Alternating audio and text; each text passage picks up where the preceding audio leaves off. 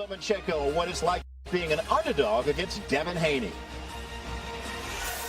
And the Los Angeles Lakers may have found something there. Win by one or win by 20, and this time it doesn't matter. Win is a win. A win is a win. That was a big one out west last night. What about game one tonight in Boston, Massachusetts? Game one of the Eastern Conference Finals tips off, and these two teams are very familiar with each other. Back in the bubble in 2020, the Celtics and Heat met in the conference finals. Miami would go on to win that series in 6 behind a balanced offense. They had 6 players averaging double figures in that series. That was 3 years ago. Fast forward a couple years ago, and the two met in the conference finals again last year. Boston would get its revenge, taking out Miami in Game 7. Tatum, Jaylen Brown, Marcus Smart, all scoring 20 in the series clincher. That brings us to tonight, where the two are going to meet again in Beantown.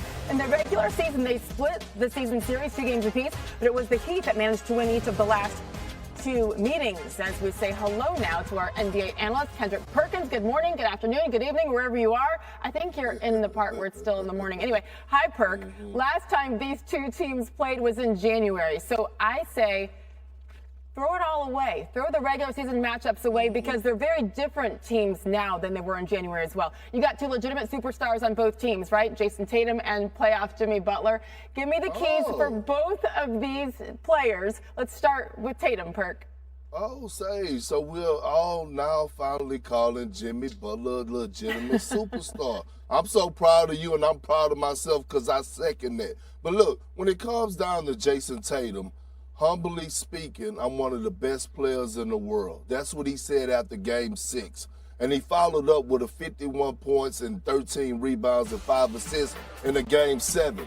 I need to see that Jason Tatum. I need to see a Jason Tatum that's attacking downhill and not settling for three-point shots. He needs to play inside out. That's when he's the best version of himself. When you get that Jason Tatum that's showing passion, that's saying this is my city, that is what Boston needs, and that's what Boston is going to need in order to beat this Miami Heat team and win this series. Jimmy Butler. What's the key for Jimmy? To continue to be Jimmy, and that's going out there and being aggressive. If I'm Jimmy Butler, I'm not waiting on anybody.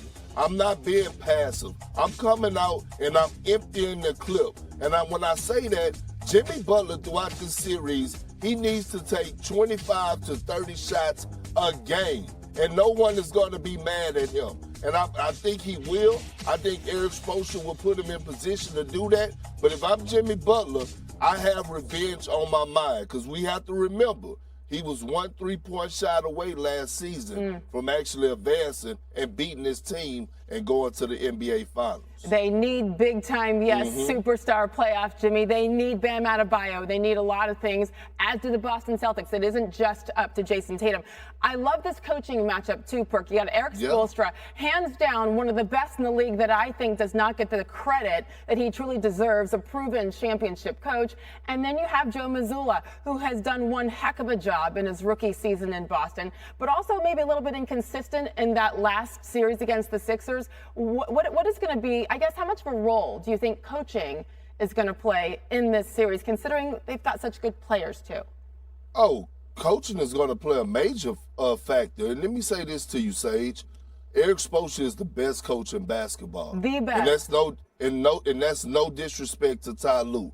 But when I look at Joe Mazzulla, I want to applaud him first by going with his 2 big lineup and adding Robert Williams back into that starting lineup, because that helps Jason Tatum.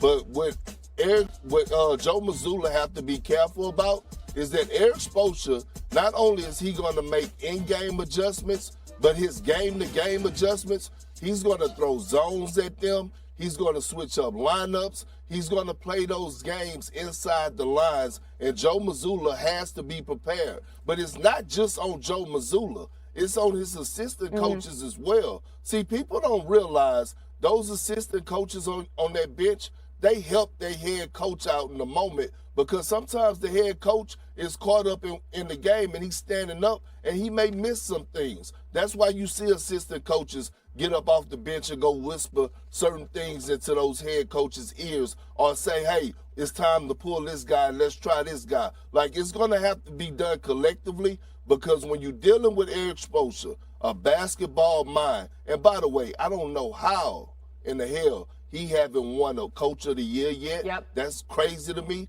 But, yes, Joe Mazzulla is definitely going to have to get in his bag. Deep in this bag. Yeah, and it's the assistants for everybody. For a rookie coach like Mazzulla, but also for Eric Spoelstra. He'll be the first one to tell you how important his assistants are. This one is going to be a blast to watch. Game 1 tips off 8:30 Eastern Time tonight in Boston. It's on TNT. Perk, thank you. Don't go anywhere. Jay has more. Thank you.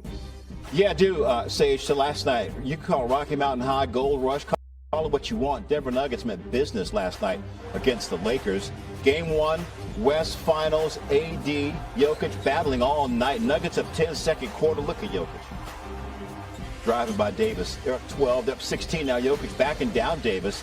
Jokic becoming the first player in NBA history with 30 points, 20 rebounds, and 10 assists while shooting 70% in a playoff game. I mean, he is just the man. You want more proof? Closing seconds of the third. Jokic with the shot of the night. Watch this. Jokic just gets it off in time. It's up. Oh, it's good! Of course it goes in. Jokic from downtown. Anthony Davis just stares at him. Stares at him and smiles. Is like, I mean, yo, bro, nice shot. It is what it is.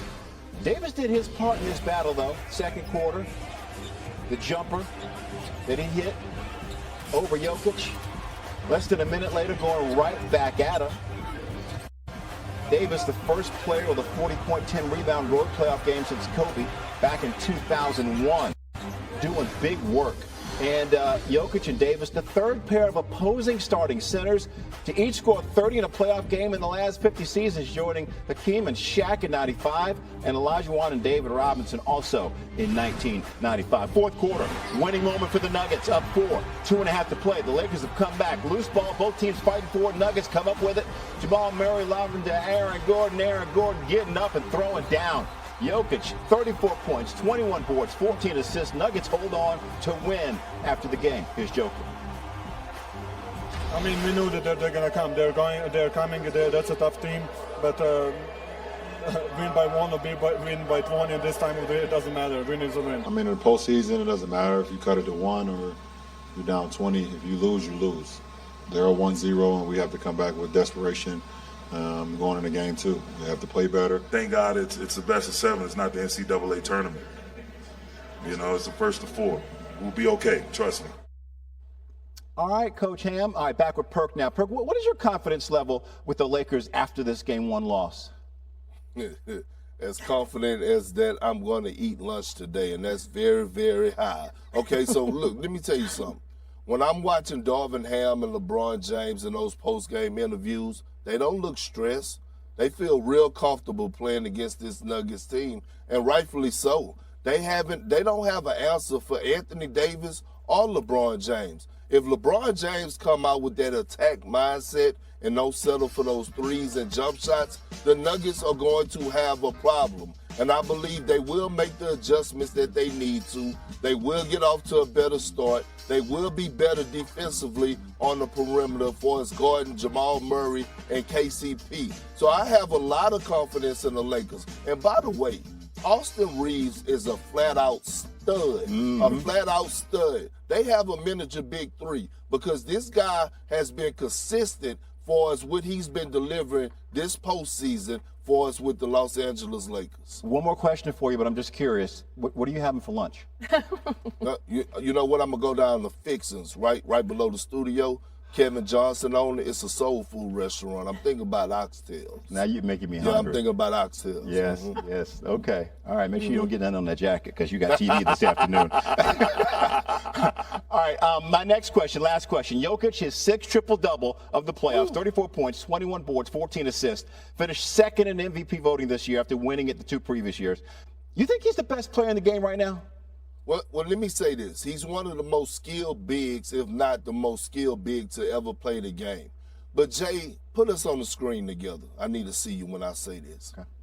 We all have to stop with the best player in the league conversation because it changes like we change a pair of socks. Like last series, Steph Curry against the Kings 2 series ago, he dropped 50-plus in the Game 7, and we were talking about him being the best player. Giannis won the championship and finals MVP 2 years ago. We were talking about him being the best player. We have to stop with this because my thing is that it's going to fluctuate. Players are so good that we're not going to be able to put that title on anybody. Nobody has really took that title away from LeBron James and has been consistent for us being the best player in the league. Now, is he one of the best? Absolutely. Again, he's one of the most skilled, if not the most skilled big to ever play the game. There's no stopping him. His basketball IQ is through the roof. He rebounds the ball at a high level. He is special. He is special. But I just can't put that label on him just yet. Okay. Y'all hear that? No more best player questions for Perk. No, for anybody. Let it go. Game 2, tomorrow night, 8:30 Eastern, ESPN. My man, thank you so much. Thank you, Jay.